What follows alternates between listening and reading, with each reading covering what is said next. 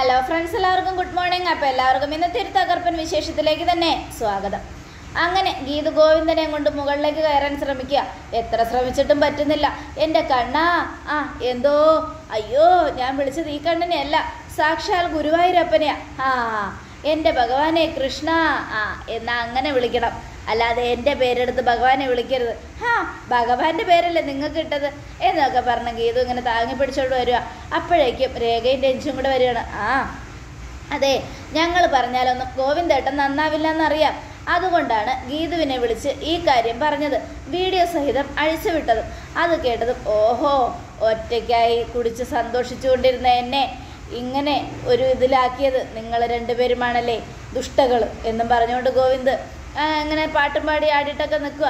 ഗീതുവിൻ്റെ മേത്തേക്ക് വീഴാൻ പോകുന്നു. ഗീതു ഇങ്ങനെ താങ്ങി പിടിക്കുന്നു. എന്താ കണ്ടിട്ട് ഇത്, നീ എന്നെ കെട്ടിപ്പിടിച്ചുകൊണ്ട് ഇങ്ങനെ ഇവിടെ നിന്ന് പോവും. പിന്നെ ഞാൻ മനഃപൂർവ്വം ഇത്രയൊക്കെ കുടിച്ചതുപോലെ അഭിനയിക്കുവാണ്. നീ എന്നെ കെട്ടിപ്പിടിക്കാൻ വേണ്ടി അങ്ങനെ എന്നെ കെട്ടിപ്പിടിച്ച് നീ ഇവിടെ നിന്ന് ഓരോ സ്റ്റെപ്പുകളും മുകളിലേക്ക് കൊണ്ടുപോകുമ്പോൾ എൻ്റെ പ്രണയം ഇങ്ങനെ മനസ്സിൽ നിന്നും ചൊരിഞ്ഞ് മഴ പോലെ പെയ്യും. അപ്പോൾ ഗീതു എന്താ ആലോചിക്കുന്നേ, കയറി വാ ഇങ്ങോട്ട്. ഗീതു എന്തു പറ്റി? എൻ്റെ രേഖേച്ചി, എന്നെ കൊണ്ട് കഴിയുമെന്ന് തോന്നുന്നില്ല. മൂക്കറ്റം കുടിച്ചിട്ട് മുകളിലോട്ട് കയറ്റാൻ പോലും പറ്റുന്നില്ല. എന്തൊരു ഭാരം ഇത്, എന്ത് ചെയ്യാനാ എന്നൊക്കെ ആലോചിച്ചുകൊണ്ട് പറഞ്ഞുകൊണ്ട് നമ്മുടെ ഗീതു ഇങ്ങനെ നിൽക്കുക. ഈ സമയം ഞാൻ മനഃപൂർവ്വം ചെയ്യുവാണല്ലോ, നീ എന്നെ ഇങ്ങനെ കെട്ടിപ്പിടിച്ച് മുകളിലേക്ക് കൊണ്ടുപോകാൻ വേണ്ടി ഞാൻ മനഃപൂർവ്വം ചെയ്യുന്നതാണല്ലോ എന്നൊക്കെ പറഞ്ഞുകൊണ്ടിരിക്കുമ്പോൾ രാധികയും പ്രിയയും കൂടെ അങ്ങോട്ട് വരികയാണ്. രാധികയെ കണ്ടതും ഗോവിന്ദ് സ്റ്റഡി ആയിട്ട് നിൽക്കാൻ ശ്രമിക്കുക. എത്ര ശ്രമിച്ചിട്ടും നേരെ നിൽക്കാൻ പറ്റുന്നില്ല. വേണ്ട, നീ എന്നെ കണ്ടതുകൊണ്ട് സ്റ്റഡി ആയിട്ട് നിൽക്കണ്ട. എനിക്കറിയാം നീ എന്തോരം കുടിച്ചിട്ടുണ്ടെന്ന്. കണ്ണാ, എന്താ ഇത്, എന്ത് ശീലമാ ഇത്?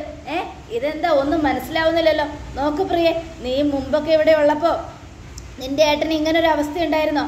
രഞ്ജുവും ഗീതുവും കൂടെ ഒരു സമാധാനവും കൊടുക്കാത്തതുകൊണ്ടാ നിന്റെ ഏട്ടൻ ഈ അവസ്ഥയിൽ നിൽക്കുന്നത്. അമ്മേ, ഗീതു ചേച്ചി അമ്മ കുറ്റം പറയണ്ട.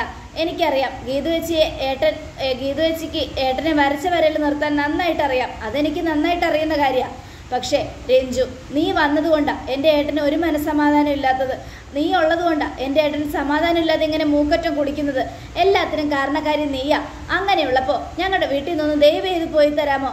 ഇത് കേട്ടത് ഗീതവും ഗോവിന്ദും ഞെട്ടി. ഈശ്വര, പ്രിയ പരിധി വിടുകയാണല്ലോ. ഈ സമയം സാരില്ല, എന്തിനാ വെറുതെ രഞ്ജുവിനെ കുറ്റപ്പെടുത്തുന്നേ? ഗോവിന്ദ് കണ്ണേട്ട കുടിച്ചതിൽ രഞ്ജുവിനെ കുറ്റപ്പെടുത്തിയിട്ട് കാര്യമൊന്നുമില്ല. കണ്ണേട്ടനെ ഞങ്ങൾ ആരും ഇവിടെ ഇല്ലാത്തതിൻ്റെ സന്തോഷത്തിൽ കുടിച്ചതാ എന്നൊക്കെ പറഞ്ഞുകൊണ്ട് ഗീതു ഇങ്ങനെ സംസാരിക്കുകയാണ്. ഇത് കേട്ടത് രാധിക ഗീതുവിനെ തുറച്ചു നോക്കുക. അപ്പോൾ ഗോവിന്ദ്, ഞാൻ കുടിച്ചതിൽ ആരും കുറ്റക്കാരല്ല, മനസ്സിലായല്ലോ എന്നൊക്കെ പറഞ്ഞ് രാധികയുടെ മുഖത്ത് നോക്കി സംസാരിക്കുക. കണ്ണാ, എൻ്റെ മുഖത്ത് നോക്കി നീ എതിർത്ത് സംസാരിക്കുന്നോ എന്നും രാധിക. അതേ, മൂക്കറ്റം കുടിച്ചിട്ടുണ്ട്. കുടിച്ചു കഴിഞ്ഞാൽ ആരെയാണ് നോക്കുന്നതെന്നൊന്നും പറയാൻ പറ്റില്ല. അതുകൊണ്ട് വായത്തോന്ന് ഇതൊക്കെ വിളിച്ചു പറയും. മുമ്പിൽ നിൽക്കുന്നത് അമ്മയാണോ അനിയത്തിയാണോ എന്നൊന്നും കണ്ണേട്ടിന് ബോധമില്ല. അതുകൊണ്ടാണ് വിളിച്ചു പറയുന്നത് എന്നൊക്കെ പറയാം. ഒന്ന് വാ എൻ്റെ കണ്ണേട്ടാ എന്നും പറഞ്ഞുകൊണ്ട് വീണ്ടും ഗീതു ഗോവിന്ദനെ താങ്ങി പിടിച്ച് മുകളിലേക്ക് കയറാൻ ശ്രമിക്കുക. ഗോവിന്ദ് കയറാതെ ഗീതുവിനെ പിന്നോട്ട് വലിക്കുന്നു. ഗീതു മുന്നോട്ട് പോകുന്നു, ഗോവിന്ദ് പിന്നോട്ട് വലിക്കുന്നു. അപ്പോഴേക്കും ഗീതു, ഇനി നീ ഗോവിന്ദേട്ടനെ മുകളിലേക്ക് കൊണ്ടുപോകാൻ കഷ്ടപ്പെടണ്ട, അതിനൊരു വഴിയുണ്ട്. അത് കേട്ടത് ഗോവിന്ദ്, എന്ത് വഴി എന്നും ഗോവിന്ദ് ചോദിക്കുക. അതേ, വരുണേട്ടൻ തന്നെ. വരുണേട്ടൻ ഇനി ഗോവിന്ദേട്ടനെ മുകളിലേക്ക് കൊണ്ടുപോയിക്കോളും. ഈശ്വര, എല്ലാം തൊലച്ചു. ഇത്രയും കുടിച്ചതുപോലെ അഭിനയിച്ചതൊക്കെ വെറുതെ ആയോ?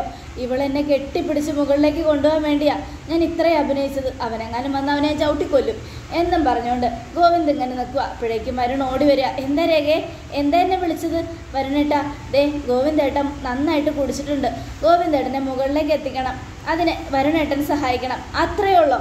നീ എന്ത് പറഞ്ഞാലും ഞാൻ കേൾക്കും എന്നും പറഞ്ഞുകൊണ്ട് വരുൺ ഗോവിന്ദിനെ വട്ടം എടുത്ത് പോക്കടാ, ഇടറായിരെ താഴെ. അത് കേട്ടത് വരുൺ, ഏട്ടനെ ഞാൻ മുകളിലെത്തിക്കാം, എൻ്റെ രേഖയെ പറഞ്ഞത്. ആര് പറഞ്ഞാലും നിന്നോടല്ലേ പറഞ്ഞത് എന്നെ താഴെ ഇടാൻ. അത് കേട്ടത് ഗോവിന്ദനെ വരുൺ താഴെ നിർത്തുക. എനിക്കറിയാം, എന്നെ ആരും മുകളിലെത്തിക്കണ്ട, ഞാൻ തന്നെ ഈ സ്റ്റെപ്പ് കയറി മുകളിലേക്ക് പോകും, കണ്ടോ എന്നും പറഞ്ഞുകൊണ്ട് ഗോവിന്ദ് സ്റ്റെപ്പെന്നും പറഞ്ഞ് പോയത് നേരെ സ്റ്റെപ്പിന് അടിയിലേക്കാണ്. അത് കണ്ടതും എന്തൊരു കഷ്ടമായത്.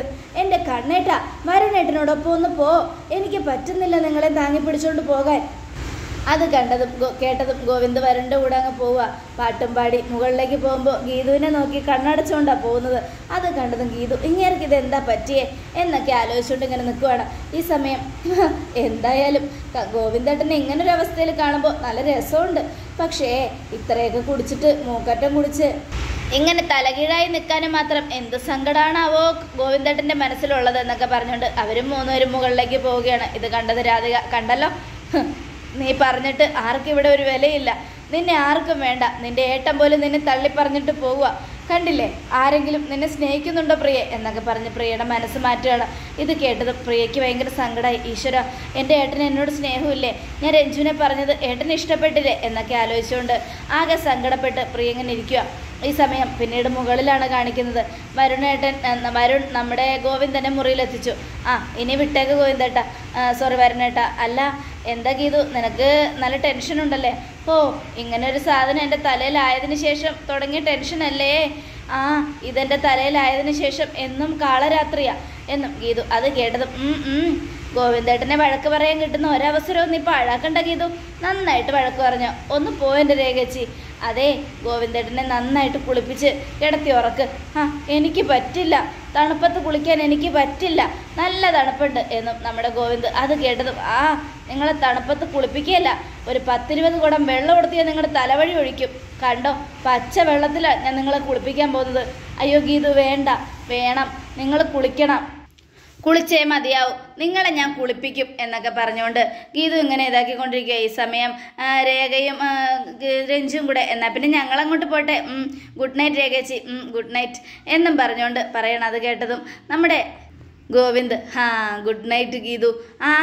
അങ്ങനെ കിടന്നുറങ്ങാൻ ഞാൻ സമ്മതിക്കില്ല, മര്യാദയ്ക്ക് വാ എന്നും പറഞ്ഞ് ഗീതുവിനെ വിളിച്ചുകൊണ്ട് ഗോവിന്ദനെ വിളിച്ചുകൊണ്ട് ഗീതു ബാത്റൂമിലേക്ക് പോവുകയാണ്. ഈ സമയം പുറത്ത് നിൽക്കുക നമ്മുടെ വരുൺ. അപ്പോൾ രേഖ അങ്ങോട്ട് ചെന്നപ്പോൾ വരുണിനെ കണ്ടു. എന്താ വരുണേട്ടാ, വരുണേട്ടന് എന്തെങ്കിലും വേണോ? രേഖ, ഞാൻ കുറേ ദിവസമായി നിന്നെ കാത്തിരിക്കുന്നു, എപ്പോഴും നീ എന്നെ നിരാശപ്പെടുത്തുകയാണ്, കണ്ടില്ലേ ഗോവിന്ദേട്ടന് ഗീതുവിനോടുള്ള സ്നേഹം അതുപോലെ തന്നെയാ എനിക്ക് നിന്നോടും. അതുകൊണ്ട് നീ എന്നെ സ്നേഹിക്കണം ഗീതു, എന്നെ രഞ്ജു എന്നെ രേഖ എന്നെ തള്ളി പറയരുത് എന്നൊക്കെ. ഇത് കേട്ടതും രേഖ, ഈശ്വര ഞാനിപ്പോൾ എന്താ ചെയ്യാം? സാരല്ല വരണേട്ടാ, അതിനിപ്പോൾ എന്താ ചെയ്യേണ്ട? ഞാനേ ഇന്ന് രാത്രി കാത്തിരിക്കും, ഇന്ന് നമ്മുടെ ആദ്യ രാത്രിയാ, നീ വരുമോ? ഉറപ്പായിട്ടും ഞാൻ എൻ്റെ ജോലിയൊക്കെ തീർത്തിട്ട് വരാൻ വരണേട്ടാ. അപ്പോൾ എന്ന് പറഞ്ഞിട്ട് രേഖ താഴേക്ക് പോവുകയാണ്. താഴേക്ക് പോയ രേഖയെ നോക്കി വരുൺ, എടി രേഖയെ, ഓരോന്ന് പറഞ്ഞ് പറ്റിച്ച് നിന്നെ ഞാൻ എൻ്റെ വലയിലാക്കും, എന്നിട്ട് ഒരിക്കലും എന്നെ വിട്ട് പോകാൻ പറ്റാത്ത അവസ്ഥയിൽ നിന്നെ ഞാൻ പറ്റിക്കൂടി. അപ്പോൾ രേഖ അത് ശ്രദ്ധിക്കുകയാണ്. മനസ്സൊട്ടും മാറാതെ എന്നെ ചതിക്കാനുള്ള പരിപാടിയാ. അങ്ങനെ ഞാൻ വരുണേട്ടൻ്റെ വലയിൽ വീടില്ല വരുണേട്ടാ. ഈശ്വര, ഞാനിനിപ്പോൾ എന്താ ചെയ്യുക എന്ന് ആലോചിച്ചുകൊണ്ട് രേഖ നേരെ കിച്ചണിലേക്ക് പോവുകയാണ്. ഈ സമയം പിന്നീട് കാണിക്കുന്നത് ഗീതു ഗോവിന്ദനെ ബാത്റൂമിൻ്റെ അകത്തുകൊണ്ട് തള്ളിവിടുക കുളിക്കാനായിട്ട്. അപ്പോൾ ഗോവിന്ദ് അവിടെ ഇരുന്നു. എനിക്ക് തണുക്കണം, ഞാൻ കുളിക്കില്ല, മര്യാദയ്ക്ക് കുളിച്ചാൽ മതി, ഞാനേ 5-6 ബക്കറ്റ് വെള്ളം എടുത്ത് നിങ്ങളുടെ തലയിലേക്ക് ഒഴിക്കാൻ പോവുക. എൻ്റെ കണ്ണേട്ടാ, ഒന്ന് എഴുന്നേറ്റ് നിൽക്ക്. പറ്റില്ല, എനിക്ക് കുളിക്കണ്ട, കുളിച്ചേ മതിയാകൂ എന്നൊക്കെ പറഞ്ഞ് ഗീതു. കുളിക്കാൻ പറ്റില്ല എന്ന് ഗോവിന്ദ്. ലാസ്റ്റ് രണ്ടുപേരും കൂടെ അടിയായി. അങ്ങനെ അടിയായി ഗോവിന്ദ് നേരെ ഗീതുവിനെ ഷവറിന് സൈഡിലേക്ക് തള്ളി മാറ്റിയിട്ട് ഷവർ തുറന്നു വിടുക. അയ്യേ, എന്നെ എന്തിനാ കുളിപ്പിക്കുന്നേ? ഞാനല്ലല്ലോ കുടിച്ചിട്ടുള്ളത്, നിങ്ങളല്ലേ കുടിച്ചിരിക്കുന്നേ എന്നും പറഞ്ഞ് ഗീതു. അപ്പോഴേക്കും ഗീതുവിനെ കെട്ടിപ്പിടിച്ചിട്ട് നനയടി, നീ നനഞ്ഞോ എന്നും പറഞ്ഞ് മൊത്തം നനച്ചു വിടുക. കണ്ണേട്ടാ. അപ്പോൾ ഗോവിന്ദ് ചിരിക്കുകയാണ്. അങ്ങനെ ഗീതുവും ഗോവിന്ദൻ്റെ മുഖത്ത് നോക്കി ചിരിക്കുക. അപ്പോൾ ഗോവിന്ദൻ്റെ തലയൊക്കെ ഗീതു തുടച്ചു കൊടുക്കുക. ഈ സമയം ഗീതുവിനോട് ഗോവിന്ദ്, അതെ നീ എൻ്റെ തല തുടച്ചാൽ ഞാൻ നിൻ്റെയും തല തുടയ്ക്കും. ഇതൊക്കെ നല്ല ബോധമുണ്ട്. അതെ, മര്യാദയ്ക്ക് നിന്ന് കുളിച്ചാൽ പോരായിരുന്നോ? എന്തിനാ എന്നെ കൂടെ നനച്ചു വിട്ടത്? ഞാൻ കുളിക്കുമ്പോൾ നീയും കൂടെ കുളിക്കണം, അതിനു വേണ്ടിയാണ് നിന്നെ ഞാൻ നനച്ചത് എന്നൊക്കെ പറഞ്ഞുകൊണ്ട് രണ്ടുപേരും കൂടെ ഇരുന്ന് ഭയങ്കര ഇതായി. അങ്ങനെ ഗോവിന്ദനെ കൂട്ടി കട്ടിലിൻ്റെ അടുത്തേക്ക് വരിക ഗീതു. അപ്പോഴേക്കും ഗോവിന്ദ് കട്ടിലിലേക്ക് വീണു, ബോധം കെട്ടു. കണ്ണേട്ടാ ഗീതുവിൻ്റെ വിളി കേട്ടതും ഗോവിന്ദ് എന്തോ, എൻ്റെ ദൈവമേ, എൻ്റെ കഷ്ടകാലം എന്ന് തുടങ്ങിയ കഷ്ടകാലമാ. ഈ കഷ്ടകാലം എൻ്റെ ജീവിതത്തിൽ തുടങ്ങിയിട്ട് കാലം കുറേയായി എന്നൊക്കെ പറഞ്ഞുകൊണ്ട് ഗീതു ഇങ്ങനെ നിൽക്കുക. ഗീതു, നിനക്ക് എന്തോ പറയാനുണ്ടെന്ന് പറഞ്ഞില്ലേ, അതൊക്കെ പറ. പറയാൻ പറ്റിയ സമയമല്ലേ, നല്ല സമയം. ഓ എന്നും പറഞ്ഞ് ഗീതു തലയണിക്കിട്ട് നല്ല ഇടിയിടിക്കുക. ഈ സമയം ഒരു ഫോൺ വരികയാണ്. ഫോൺ വരുന്ന കണ്ടതും ഗീതു ആലോചിക്കുക, ഫോൺ വരുന്നുണ്ടല്ലോ, എടുക്കണോ? കണ്ണേട്ടൻ്റെ ഫോണല്ലേ, ഞാൻ എടുത്ത ശരിയാവുമോ? ഇനി എടുത്തില്ലെങ്കിലോ, ആരെങ്കിലും അർജന്റായിട്ട് വിളിക്കുന്നതാണെങ്കിലോ? എന്തായാലും ഒന്ന് എടുത്തു നോക്കാം എന്നും പറഞ്ഞ് ഗീതു ഫോൺ എടുക്കുകയാണ്. ഹലോ, ആരാണ്? ഗോവിന്ദ് മാധവൻ ഇല്ലേ അവിടെ? ഉറങ്ങി. ആരാ സംസാരിക്കുന്നേ? അതിനു മുമ്പ് ഈ ഗോവിന്ദ് മാധവന്റെ ഫോൺ എടുത്ത ആളാരാണെന്ന് പറ എന്നും അവിടെ നിന്ന് ചോദിക്കണം. അത് കേട്ടതും, ഓ ഗോവിന്ദ് മാധവന്റെ വൈഫാണ്. അത് കേട്ടതും, ഭദ്രൻ നായരുടെ മകൾ അല്ലേ? ഭദ്രന്റെ മകൾ ഗീതാഞ്ജലിക്ക് എന്തൊക്കെയുണ്ട് വിശേഷം? എൻ്റെ കാര്യമൊക്കെ നിങ്ങൾക്ക് എങ്ങനെ അറിയാം? ഞാൻ ഭദ്രന്റെ മകളാണെന്ന് നിങ്ങളെങ്ങനെ അറിഞ്ഞു? നിന്റെ കാര്യം മാത്രമല്ല, നിന്റെ കുടുംബത്തിന്റെ മുഴുവൻ ചരിത്രവും എനിക്കറിയാം. അതെനിക്ക് മാത്രമേ അറിയൂ. ഞാൻ ആരാണെന്ന് എല്ലാവർക്കും അറിയാം. അത് കേട്ടത്, നിങ്ങൾ ആരാണെന്ന് എന്നോട് പറഞ്ഞില്ലല്ലോ. എല്ലാവർക്കും അറിഞ്ഞിട്ട് എന്താ കാര്യം? എന്നാൽ അതിനു മുമ്പ് നീ ഒരു കാര്യം മനസ്സിലാക്കണം. നാളെ എഴുന്നേറ്റ് കഴിയുമ്പോൾ, അവരെഴുന്നേറ്റ് കഴിഞ്ഞ സമയത്ത് നിങ്ങൾ കൃത്യമായിട്ട് പറയണം, ഞാൻ 9 മണിക്ക് വിളിച്ചിരുന്നു എന്ന്. നിന്റെ അച്ഛനോടും പറയണം. അതിന് ഈ ഞാൻ ആരാണെന്ന് പറഞ്ഞാലല്ലേ? ഞാൻ ആരാണെന്ന് പറഞ്ഞാൽ അവർക്കൊക്കെ നന്നായിട്ടറിയാം. ഭദ്രനും പിന്നെ നിന്റെ അമ്മായിയമ്മ രാധികയും ഒക്കെ പേടിക്കുന്ന ഒരാളാണ് ഞാൻ. ആള് ഞാനാണെന്ന് പറഞ്ഞാൽ അവർക്കൊക്കെ മനസ്സിലാവും. ഇവരെന്തൊക്കെയായി പറയുന്നേ?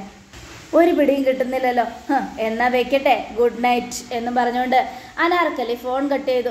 അങ്ങനെ ഫോൺ കട്ട് ചെയ്തും ആകെ ടെൻഷൻ അടിച്ച് ഗീതു ആലോചിക്കുക, ഈശ്വര, ആരായിരിക്കും? ഗോവിന്ദേട്ടനെ അല്ല അന്വേഷിച്ചത്, രാധിക അമ്മയെയും എൻ്റെ അച്ഛനെയുമാണ്. അവർ തമ്മിൽ ഇവർക്ക് എന്താ ബന്ധം? എന്തോ പ്രശ്നമുണ്ട്. എല്ലാം മനസ്സിലാക്കണം, ആരാണെന്ന് കണ്ടുപിടിക്കണം എന്നൊക്കെ ആലോചിച്ചുകൊണ്ട് നമ്മുടെ ഗീതു ഇങ്ങനെ നിൽക്കുകയാണ്. ഈ സമയം പിന്നീട് കാണിക്കുന്ന വരുണിനെയാണ്. കയ്യിൽ മുല്ലപ്പൂവൊക്കെ ചുറ്റി ഒരു റോസാപ്പൂവും പിടിച്ച് പൂക്കളൊക്കെ ഇങ്ങനെ ബെഡിനകത്തിട്ട് വിതറിക്കൊണ്ടിരിക്കുക.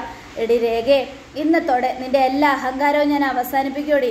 നീ നോക്കിക്കോ, ഇന്നത്തെ ഈ രാത്രിയോടെ നിന്നെ ഞാൻ എൻ്റെ കൈകളിലാക്കും. അവസാനം എൻ്റെ അടുത്തുനിന്ന് നിനക്ക് ഒരിക്കലും പിരിഞ്ഞു പോകാൻ പറ്റില്ല. അങ്ങനെ ഒരു അവസ്ഥയിൽ നിന്നെ ഞാൻ കൊണ്ടുവന്ന് എത്തിക്കോടി. എന്നെ പിരിഞ്ഞു പോയാൽ നിന്റെ പേരിലുള്ള സ്വത്തുക്കളെല്ലാം എനിക്ക് നഷ്ടപ്പെടും. അതുകൊണ്ട് ആ സ്വത്തുക്കൾക്കെല്ലാം വേണ്ടി നിന്നെ ഞാൻ കയ്യിലെടുക്കും. നീ ആഗ്രഹിക്കുന്നത് പോലെയൊക്കെ നിന്നെ ഞാൻ സ്നേഹിക്കും. അതിനുശേഷം ഒരിക്കലും നിനക്കെന്നെ തള്ളിക്കളയാൻ പറ്റാത്ത രീതിയിൽ നിനക്ക് ഞാനൊരു ഇടിവെട്ട് പണി തരും. അതിനു വേണ്ടിയാടി ഈ കാത്തിരിപ്പ്. എന്തായാലും ഈ രാത്രിയോടെ നിനക്ക് എന്നിലുള്ള അകൽച്ച ഞാൻ അവസാനിപ്പിക്കും. അത് കഴിഞ്ഞാൽ ഈ രാത്രി നേരം വെളുത്ത് കഴിയുമ്പോൾ പിന്നെ ഒരിക്കലും നിനക്കെന്നെ മറക്കാൻ പറ്റാത്തൊരു ദിവസവും. അങ്ങനെ ഓരോന്നും ചെയ്ത് അവസാനം നീ എൻ്റെ മാത്രം അടിമയാവോടി. നിന്നെ അടിമയാക്കി വെച്ചിട്ട് എല്ലാ സ്വത്തുക്കളും തട്ടിയെടുക്കാൻ തന്നെയാടി എൻ്റെ തീരുമാനം. നീ കണ്ടോരേകെ, നിനക്ക് കിട്ടാൻ പോകുന്നത് ഇടിവെട്ട് പണിയായിരിക്കും എന്നൊക്കെ പറഞ്ഞ് വരുൺ ഇങ്ങനെ നിൽക്കുവാണ്. ഈ സമയം രേഖ പാലെടുത്തിട്ട് ഗ്ലാസ്സിൽ ആലോചിക്കുകയാണ്. അതെ, ഒരിക്കലും നന്നാവാതെ എന്നെ കൈയടക്കാൻ ശ്രമിക്കുവാണ്. വരുണേട്ടാ, നിങ്ങളുടെ ബുദ്ധി ഒരിക്കലും നടക്കാൻ പോകുന്നില്ല. നിങ്ങൾ തോട് ചാടിയ ഈ രേഖ 6 ചാടും എന്നും ആലോചിച്ചുകൊണ്ട് പാല് ഗ്ലാസ്സുമായിട്ട് വരിക. അങ്ങനെ അത് വരുന്ന കണ്ടതും വരുൺ വന്നു. ഇവളെ കയ്യിലെടുക്കാൻ പുതിയ ഡയലോഗ് തന്നെ പറയാം. രേഖയെ, നിന്നെ ഞാൻ ഒരുപാട് സ്നേഹിക്കുന്നു. നീയാണ് എൻ്റെ എല്ലാം. നീ അല്ലാതെ എനിക്കൊരു ജീവിതമില്ല. ഇന്നാ ഈ പൂക്കൾ നീ മേടിക്കോ എന്നും ചോദിക്കുകയാണ്. വരുണേട്ടാ, ഞാൻ ഈ പൂക്കൾ മേടിക്കാം.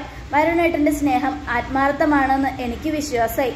പക്ഷേ വരുണേട്ടൻ അങ്ങനെ പറഞ്ഞ് ഞാൻ സമ്മതിക്കില്ല. വരുണേട്ടൻ ഈ പൂ എനിക്ക് തരുന്നതിന് മുമ്പ്, ഈ പൂ ഞാൻ മേടിക്കുന്നതിന് മുമ്പ് ഞാൻ കൊണ്ടുവന്ന ഈ പാല് വരുണേട്ടൻ കുടിക്കണം. അത് കേട്ടതും വരുൺ, അതിനെന്താ, ലേഡീസ് ഫസ്റ്റ് ആണല്ലോ. നീ കൊണ്ടുവന്ന പാല് കുടിച്ചു എന്ന് കരുതി എനിക്കൊന്നും സംഭവിക്കാൻ പോകുന്നില്ല. ഞാൻ ഈ പാല് കുടിച്ചു കഴിഞ്ഞാൽ ഞാൻ തരുന്ന ഈ റോസാപ്പൂ നീ സമ്മാനമായിട്ട് മേടിക്കോ? അത് കേട്ടതും ഉറപ്പായിട്ട് മേടിക്കും. വരുണേട്ടൻ ഈ പാല് കുടിക്കേ എന്നും രേഖ പറയാ. ഇത് കേട്ടതും, ഈ പാലിൽ നിന്ന് തുടങ്ങൂടി നിന്റെ ദുരന്തം. ഞാൻ ഈ പാല് കുടിച്ചു കഴിയുമ്പോൾ പിന്നെ അതോടുകൂടെ തീരും, അവസാനിക്കും നിന്റെ എല്ലാ അഹങ്കാരവും. വരുണേട്ടാ, നിങ്ങളുടെ സ്വഭാവം നന്നായിട്ട് എനിക്കറിയാം. അതുകൊണ്ട് ഈ പാല് കുടിച്ചു കഴിഞ്ഞാൽ പിന്നെ നിങ്ങൾ ഉണരില്ല എന്നും രേഖ. ഇത് വരുണപ്പോൾ ചോദിക്കുകയാണ്, എന്താ രേഖ ആലോചിക്കുന്നത്? ഒന്നുമില്ല, വരുണേട്ട പാല് മേടിച്ചില്ലല്ലോ എന്ന് ആലോചിക്കുക.